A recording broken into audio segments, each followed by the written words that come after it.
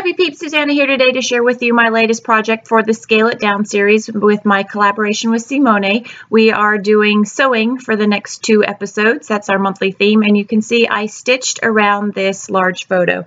My son actually took this large photo. It is a Snapchat picture, and he used the filter to put in the height or the elevation and where we were, and so I used that as my photo to document our activities for the day. And this is my spring break album 2018, which I'm still working on. I have several albums that I'm working on at the same time, and I just am working my way through things as I am inspired to work through them. I'm not forcing it in any way, and so it may not be until the end of summer that I finish spring break, and that's okay. I'm not worried about it.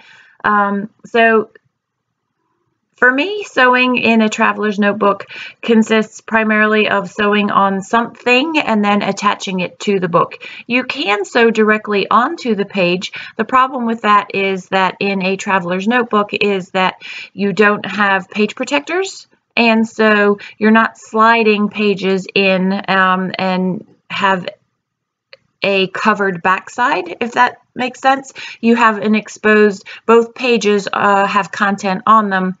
And so if you sew, obviously you've got a backside to that. And so unless there's some way that you're going to incorporate that stitching into the backside spread, it's difficult to actually sew in the notebook itself. Well, it's not difficult. Well, it is because you've got a notebook, but that's beside the point. My point being that for me, sewing in a traveler's notebook typically means sewing on a piece of paper, and in this case I decided to stitch around the photo.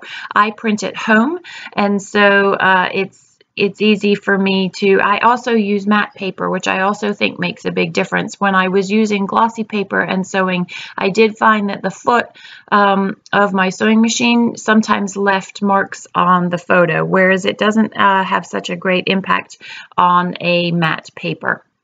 So I ripped a piece of paper. It's just from my scraps, and I believe that that's crepe paper, the wood grain paper up the top, and I made that go across both sides. And don't forget that I always like to leave a little seam. And then I had those little leaves from Studio Calico, and now I am pulling out some Avery L, I believe it's Avery L letters, and then also the stamps that match to do the first part of my title. And I've pulled out the letters Grotto. I actually pulled out Falls as well, but I'm not going to do that. That's where we were, was at Grotto Falls. And I found some embellishments from Pink Paisley Outfitter, as well as this piece of pattern paper. In cutting off the selvage that I wanted to use, in cutting off the selvage for the paper that I wanted to use for the letters, I found that selvage strip. And I thought that would look perfect to add just a little splash of visual interest to the top of that banner there. And I got distracted by these other elements that I found, and decided to stick a few of those on. Something else from that embellishment pack that's there that I did end up doing off camera is there's a couple of embellishments that I'm going to put onto this page. I have a couple of puffy stickers, and I think that's it. Just a few of those that I sprinkle around. So this is a green ink pad that I have had for a long time, and I cannot off the top of my head remember who it's from, but it's my favorite green ink pad. It's from Paper Tray Ink. And I'm going to then use the coordinating dies that cut an outline of the letters and run that through my Big Kick. And because I have 2 T's and 2 O's, I am going to have to run that through twice. And they don't end up coming out perfect, the stamp and the die cut. And I've toyed around with this. You can stamp it and then die cut it, or you can die cut it and then stamp it. But I find it really hard to stamp on the teeny tiny die cut. So I'm happy with the way this turned out. Again, it's not perfect, but that's okay. Originally, I was going to put those letters within that frame there, but I decided I wanted to leave that frame for my journaling. And I am going to apologize to you now. My journaling is actually not in there. I was in a rush to get this up and didn't have time to get the journaling before I took the pictures. But that is my intent, is to journal in that spot there. My traveler's notebooks, I very much do a lot of journaling in because the point is to tell the story of each of these photos. Sometimes for me, layouts, I will journal on the back or do hidden journaling. But that was not the case here. I did actually think of doing the photo, the large photo, as a lift up, a flip up. I guess it could be considered a tip in, and then having the journaling underneath there. But I decided I opted against that because of the stitching. I didn't want the raw stitching to be on the back side. So I am going to line these up, but first, and I knew that I then wanted to handwrite falls because I wanted some balance. And then I thought maybe I'd handwrite falls over these fun little acetate leaves that are gold foiled on the top. But I ultimately ditch all of those ideas and just go with journaling straight onto, or actually writing straight onto the page.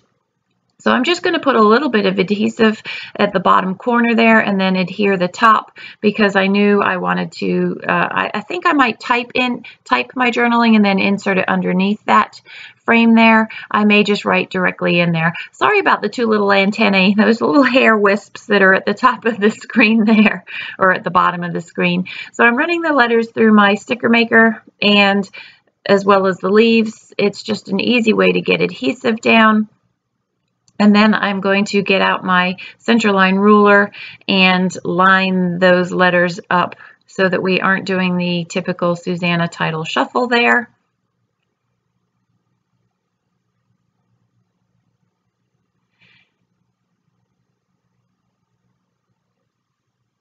And then I'm going to place the leaves. And the leaves I do a little bit of a shuffle on. Originally my intent had been to put them underneath and to put the leaves, to put the rest of falls on top, the title, but I wasn't sure how I was going to do that because I didn't have a pen that would write on top of the leaves.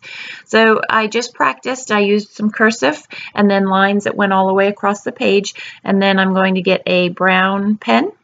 It's an American Crafts pen, and just write falls and the line that goes all the way across. And I like the look of that.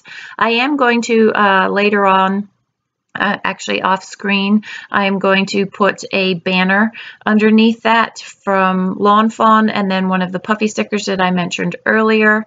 And that is the bulk of the page. I'm just going to erase the pencil mark and do those few things off camera. So you can absolutely sew in your traveler's notebooks as well. We would love to have you join us for this Scale It Down collaboration. Enjoy the close-ups. Be sure to go and watch Simone's video as well. Thanks for joining me. I hope you're doing well. Take care.